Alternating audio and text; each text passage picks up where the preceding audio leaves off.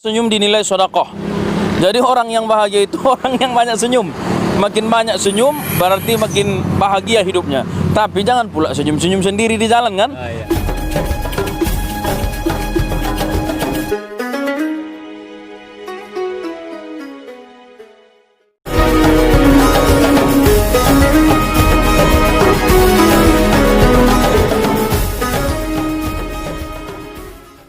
Assalamualaikum warahmatullahi wabarakatuh. Selamat datang di vlog saya Akhir Channel. Pada sore hari ini kita akan berbincang-bincang bersama sahabat saya Leton C Group. Adapun yang kita bahas ya masalah kehidupan terkini, dan perbincangan ini sifatnya perbincangan santai, tidak terfokus satu masalah. Ikuti terus di Akhir Channel.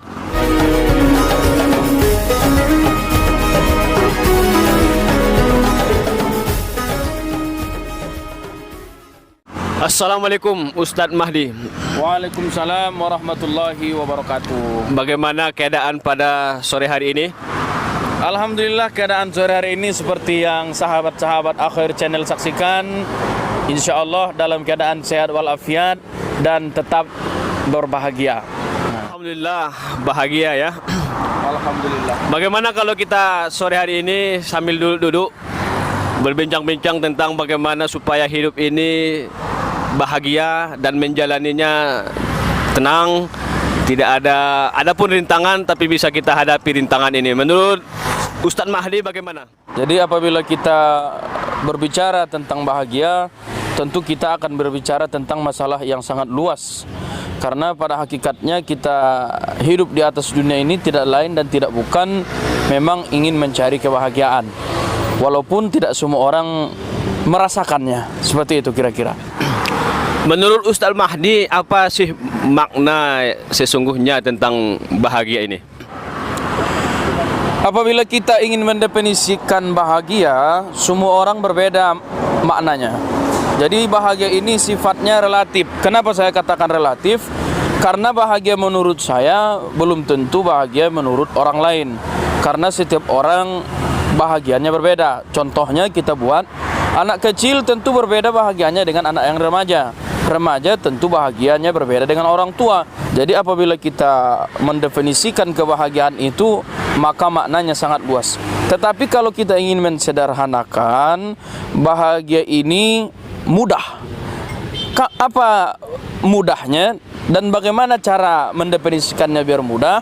Mendefinisikannya biar mudah adalah ketika hati tenang. Itulah bahagia. Yang paling bahagia yang Ustadz Mahdi alami sekarang ini? Kalau saya pribadi tentu jawabannya akan subjektif ya. Maka saya akan mengatakan bahagia yang saya rasakan sekarang ini masih sehat, masih bisa menjalani aktivitas sebagaimana biasanya. Tentu ini sudah menjadi kebahagiaan yang sangat-sangat besar bagi saya.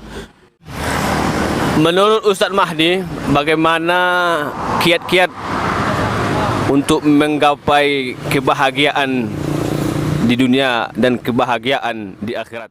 Kalau bagi saya sendiri, bagaimana cara mencapai bahagia dunia dan akhirat? Tentu kita harus menyeimbangkan antara duniawi dan ukhrawi. Tidak hanya mengejar dunia, tetapi juga mengutamakan akhirat. Inilah perbedaan antara orang-orang yang beriman dengan yang tidak beriman. Orang-orang yang beriman, maka dia akan berdoa, Rabbana atina fid dunya hasanah wa fil akhirati hasanah wa qina azabannar. Karena dia tujuannya bukan hanya hidup di dunia, tetapi bahagia setelah pergi meninggalkan dunia. Dan inilah tujuan orang-orang yang beriman. Jadi bahagia itu harus melalui proses dan ilmu pengetahuan yang cukup ya. Itu suatu keniscayaan yang tak bisa. Iya. Jadi sebanyak kita memiliki ilmu, ya segitu pula kita bahagia ya. Ya, sudah jelas. Ya. Kemudian apakah bisa dilihat dari ciri-ciri orang itu apakah dia bahagia atau dia memang tidak bahagia gitu? Ciri-ciri orang yang bahagia sangat mudah. Dalam agama kita, apabila bertemu dengan saudaramu senyum, maka senyum dinilai sedekah. Jadi orang yang bahagia itu orang yang banyak senyum. makin banyak senyum berarti makin bahagia hidupnya. Tapi jangan pula senyum-senyum sendiri di jalan kan. Nanti dikira orang entah ada yang salah kan. Salah tempat. Salah tempat. Menempatkan sesuatu harus pada tempatnya. Itu dia yang pertama. Yang kedua, untuk melihat orang yang bahagia ini, kita lihat bagaimana sosial bermasyarakatnya. Orang yang bahagia itu sosialnya tinggi. Dia ikhlas untuk menolong. Itu yang kedua, poin kedua, dia bahagia. Kenapa? Kenapa dia menolong? Karena dia bahagia untuk menolong. Kemudian yang ketiga, ciri-ciri orang yang berbahagia ini tenang hidupnya.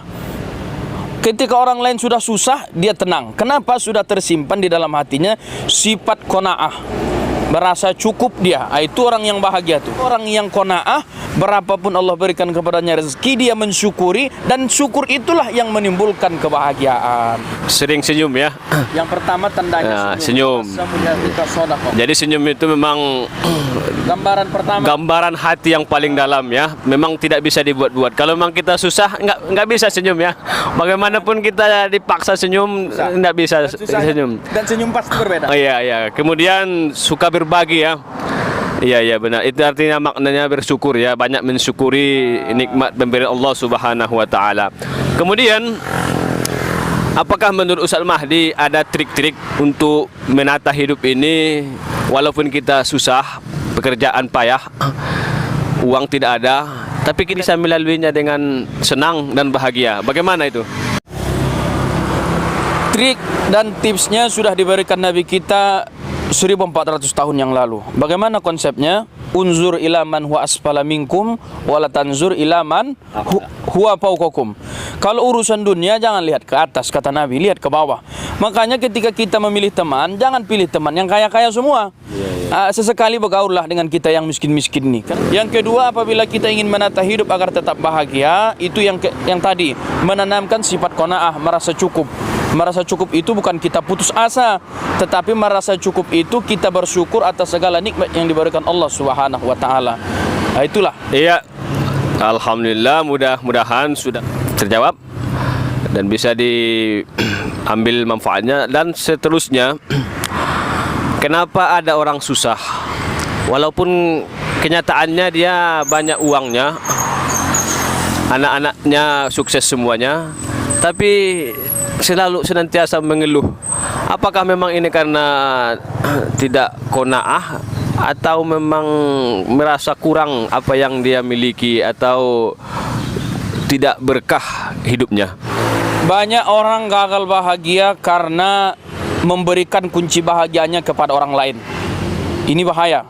Tidak akan pernah seseorang bahagia ketika bahagianya ditentukan oleh orang lain. Maka bahagialah menurut diri kita sendiri, dengan cara kita sendiri. Maka sederhanakanlah impian agar bahagia itu tercepat terwujudnya.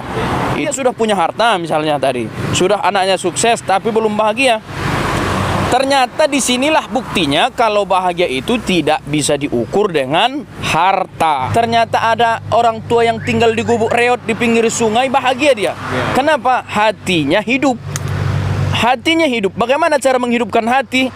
Tunggu di vlog kita selanjutnya. Jadi kuncinya tergantung hati ya. Ya, hati. Kalau hati bahagia, ditinggal di pinggiran kali pun rumah gubuk. Kalau hati bahagia dan hidup ya, tetap bahagia. Ternyata rumah, harta, jabatan tidak bisa menjamin kebahagiaan kita, khususnya di akhirat nanti. Demikian perbincangan kita pada sore hari ini. Tetap tune di Akhil Channel. Jangan lupa di subscribe, like, komen, dan share pada media sosial lainnya. Sekian, terima kasih. Assalamualaikum warahmatullahi wabarakatuh.